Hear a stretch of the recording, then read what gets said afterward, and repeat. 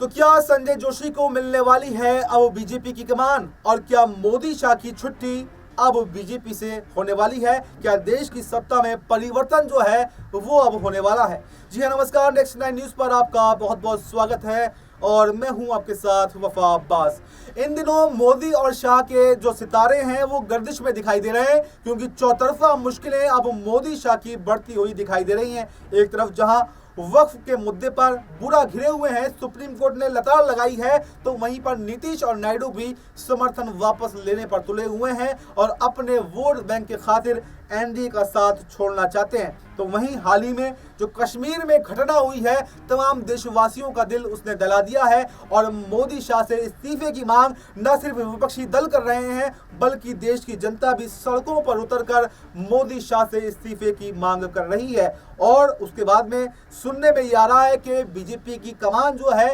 वो संघ प्रमुख मोहन भागवत तय करने वाले हैं, यानी संजय जोशी का नाम सबसे आगे माना जा रहा है। और अगर संजय जोशी यहाँ पर अगर बीजेपी की कमान संभालते हैं तो मोदी शाह की मुश्किलें 4 गुना होने वाली हैं, क्योंकि जिस तरह से संजय जोशी के साथ में मोदी की दुश्मनी है, यानी जब ये दोनों एक साथ में मिलकर काम किया करते थे, तो संजय जोशी को पीछे हटाने में अगर किसी का सबसे बड़ा योगदान है तो वो नरेंद्र मोदी जी का है। नरेंद्र मोदी और अमित शाह के सबसे बड़े दुश्मन का नाम है संजय जोशी, और संजय जोशी के हाथ में अगर कमान मिलती है तो वो संगठन में बदलाव करेंगे, अपने लोगों को लेकर के आएंगे, मंत्रिमंडल में विस्तार करेंगे और यहाँ पर मोदी शाह की नीतियों से अलग हटकर भी काम कर सकते हैं। क्योंकि जब यहाँ पर मोदी जो है गुजरात के मुख्यमंत्री बने थे तो संजय जोशी की छुट्टी कर दी गई थी। यहाँ पर उनके खिलाफ जो है एक षड्यंत्र रचा गया था, जिनकी एक सीडी भी वायरल की गई थी, उसका नाम भी, उसका इल्जाम भी जो है वो नरेंद्र मोदी के ऊपर आया था। हालांकि उसके बाद में तमाम बातों को दरकिनार करते हुए संजय जोशी ने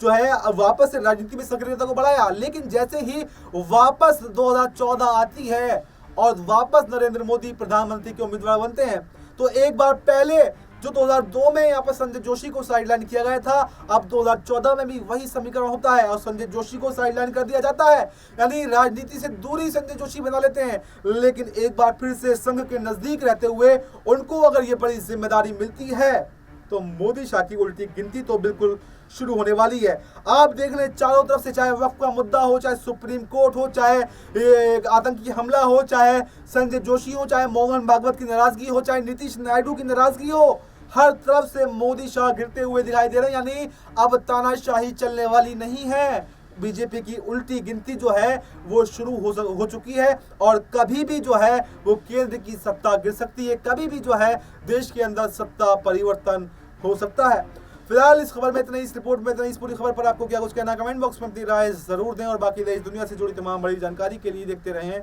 नेक्स्ट 9 न्यूज।